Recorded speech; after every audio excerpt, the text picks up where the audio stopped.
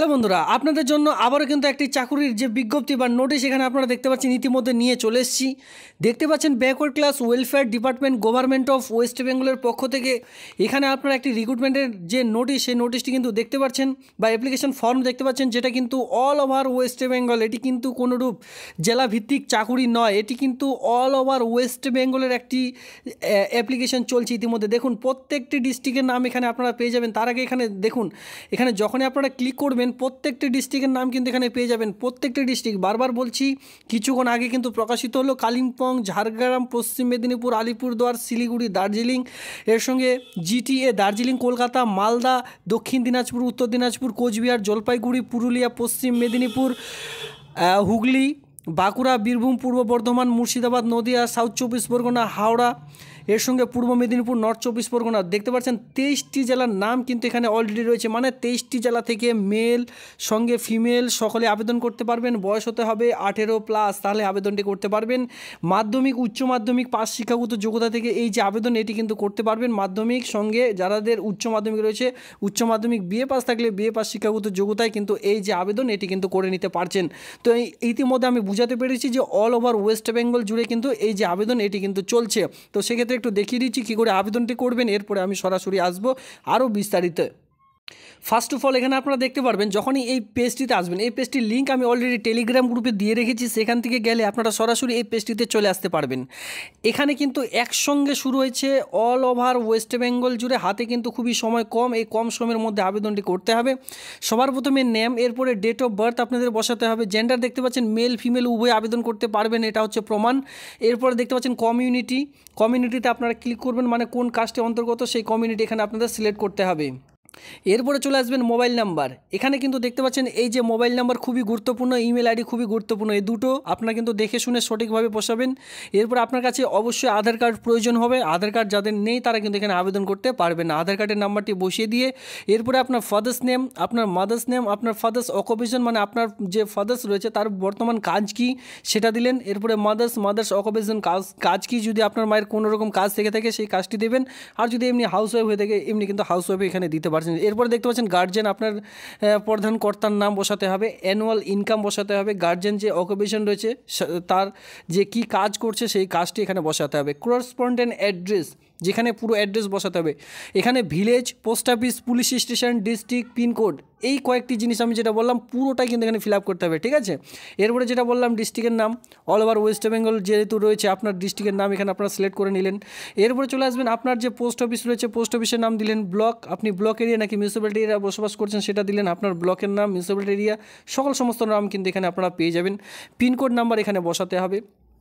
দিয়ে এখানে দেখতে পাচ্ছেন পার্মানেন্ট অ্যাড্রেস অবশ্যই সেম হতে হবে, অথবা আপনারা যদি কি এখানে ডিফারেন্স পার্মানেন্ট অ্যাড্রেস হয় সেখানে কিন্তু আবার পুনরায় বসাতে হবে, একে করে আপনারা বসিয়ে দেবেন।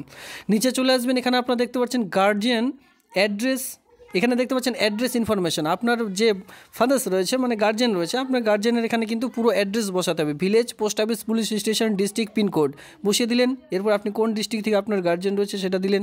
ব্লকের নাম, মিউনিসিপ্যালিটি এরিয়ার নাম, পিনকোড নাম্বার, সমস্ত রকম দিয়ে নিচের দিকে চলে আসলেন। নর্মাল এখানে কিন্তু দেখতেই পাচ্ছেন 8 পাস শিক্ষাগত যোগ্যতা থেকে আবেদনটি শুরু হচ্ছে। যাদের 8 পাস তারাও আবেদন করতে পারবেন। 8 পাস ইয়ার দেখতে পাচ্ছেন কোন সালে আপনি পাস করেছেন সেটা দিলেন, কত মার্ক নিয়ে আপনি পাস করেছেন, কত পার্সেন্টেজ, এরপরে নেম অফ দ্য ইনস্টিটিউট, ঠিক আছে। 8 পাস যে করেছেন সেটি কোন সালে করেছেন। এরপরে বলেছে মার্ক, মানে আপনি ধরুন 8-এর আপনার 600-র মধ্যে পরীক্ষা ছিল, 600-র মধ্যে আপনি টোটাল কত পেয়েছেন সেটা এখানে এই মার্কের মধ্যে বসাতে হবে। এবার সেটা ক্যালকুলেট করে কত পার্সেন্টেজ দাঁড়াচ্ছে সেটা কিন্তু পার্সেন্টেজের ঘরে। এরপরে নেম অফ ইনস্টিটিউট, আপনার সেই ইনস্টিটিউট মানে আপনি কোন স্কুল থেকে এই 8 পাস করেছেন তার নাম বসিয়ে দিলেন। মাধ্যমিক পাস কোন সালে করেছেন, কত নাম্বার পেয়েছেন, কত শতকরা মানে পার্সেন্টেজ নাম্বার পেয়েছেন, এরপরে আপনি কোন বোর্ডের আন্ডারে পাস করেছেন সেটা কিন্তু শর্ট ফর্মে বসাতে পারেন। যারা স্কুল বোর্ড যেটা বলে থাকি আমি WBBSE, West Bengal board of secondary education, সেটাও কিন্তু বসাতে পারেন।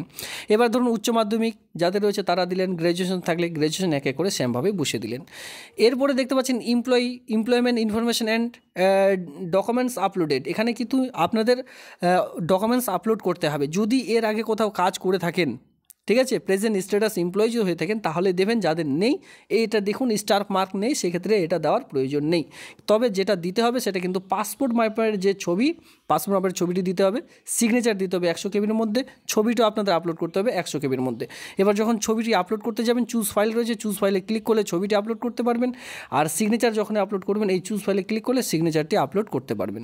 এরপরে কিন্তু অবশ্যই মার্কশিট দিতে হবে। ধরুন আপনি 8 পাসে আবেদন করবেন, তো 8 পাসের মার্কশিটটি এখানে অ্যাটাচ করতে হবে। আর যদি মাধ্যমিক উচ্চ মাধ্যমিক করে থাকেন একে করে এখানে কিন্তু আপলোড করতে হবে।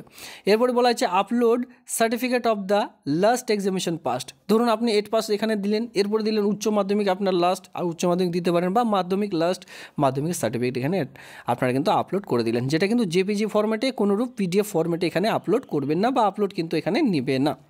এরপরে আপলোড ইমেজ আধার কার্ড। আধার কার্ড অবশ্যই আমি বলেছিলাম ভিডিও শুরুতে যে লাগবে, সেই আধার কার্ডের নাম্বারটি এখানে আপলোড করে দিলেন। এরপরে বলা হচ্ছে upload income certificate. Income certificate কিন্তু এখানে অবশ্যই আপলোড করতে হবে, ঠিক আছে।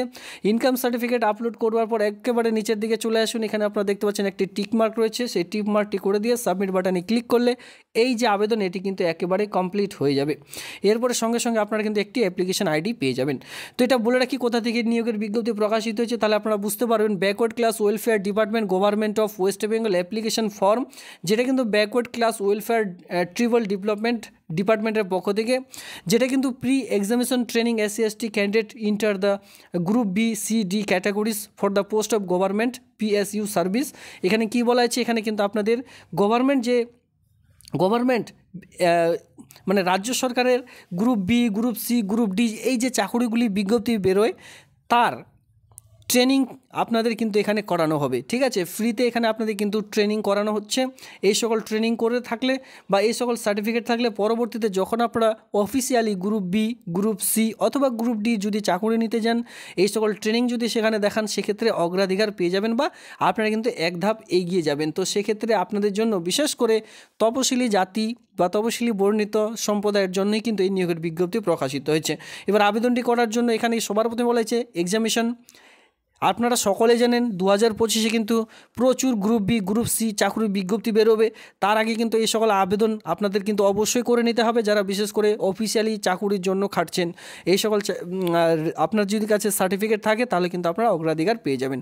এখানে বলা হয়েছে এক্সামিনেশন ইনফরমেশন। আপনি কিসের জন্য আবেদন করবেন, মানে কোন পোস্টের জন্য, গ্রুপ B, গ্রুপ C নাকি গ্রুপ D, আপনি কিসের জন্য খাটছেন। যদি গ্রুপ Bর জন্য খাটতে চান গ্রুপ Bতে ক্লিক করবেন, গ্রুপ C হলে গ্রুপ C, যারা গ্রুপ Dতে করবেন গ্রুপ D, ঠিক আছে। যে কোনো একটি, আমি ধরুন গ্রুপ D করলাম। এরপরে বলা হচ্ছে মিডিয়াম, বাঙালি মিডিয়াম নাকি ইংলিশ মিডিয়াম, অবশ্যই বেঙ্গলি করবেন যারা বেঙ্গলিতে প্রিফার করবেন। এরপরে রয়েছে সেন্টার, আপনি কোন এলাকায় রয়েছেন, ঠিক আছে, আপনার এলাকার নামটাই কিন্তু এখানে সিলেক্ট করবেন, ডিস্ট্রিক্টের নাম এখানে সিলেক্ট করবেন। বাইরের জেলা থেকে যদি আপনারা কেউ দেখছেন, ধরুন আপনারা দার্জিলিং টাউনে রয়েছেন বা জলপাইগুড়িতে রয়েছেন, আপনারা কিন্তু এই যে দার্জিলিং, জলপাইগুড়ি, কালিম্পং, মালদা এই সকল নিজ জেলার মধ্যেই সেন্টারগুলি পেয়ে যাবেন। যারা উত্তর দিনাজপুর থেকে রয়েছেন, উত্তর দিনাজপুর থেকে যারা রয়েছেন তারা কিন্তু রায়গঞ্জে সিট পেয়ে যাবেন। তো অবশ্যই রায়গঞ্জ এখানে আপনারা সিলেক্ট করে নেবেন। তো এইভাবে করে কিন্তু আপনাদের এক এক করে আবেদন করতে হবে। এটা কিন্তু অনেক দিন ধরেই চলছে। এই মাসে ডিসেম্বরের 25-26 তারিখ থেকে এই আবেদনটি শুরু হয়েছে, সকলে মিলেই করছেন। আর ইতিমধ্যে অনলাইনে অবশেষে কিন্তু বিজ্ঞপ্তি অলরেডি বেরিয়ে গেছে, ঠিক আছে। এখানে কমিউনিটি দেখতে পাচ্ছেন। বলে রাখি এখানে কিন্তু জেনারেল ছেলে মেয়েরা কেউ আবেদন করতে পারবে না, শুধুমাত্র কাদের জন্য, যারা SCরা রয়েছেন, সঙ্গে STরা রয়েছেন, তারাই শুধুমাত্র এখানে আবেদন করতে পারবেন। অবশ্যই আবেদনটি করে নিতে পারেন এই সকল ফ্রিতে ট্রেনিং করবার জন্য। এ হচ্ছে আজকের এই ভিডিওটি ভালো লাগলে অবশ্যই ভিডিওতে লাইক করবেন। এমনই নিত্য নতুন ভিডিও সবার আগে দেখবার জন্য চ্যানেলটিকে সাবস্ক্রাইব করে দিয়ে অবশ্যই সঙ্গে থাকবেন। আর এটি কোনো রকম ফেক ভিডিও নয়। এখানে দেখুন, এখানে কিন্তু গভর্নমেন্টের অফিসিয়ালি সাইট থেকে এটি প্রকাশিত হয়েছে। আর গভর্নমেন্টের সাইটের লিঙ্ক আমি কিন্তু টেলিগ্রাম গ্রুপে অলরেডি দিয়ে রেখেছি, সেখান থেকে আপনারা এক এক করে যে অ্যাপ্লাইটি কিন্তু করে নিতে পারবেন। ধন্যবাদ।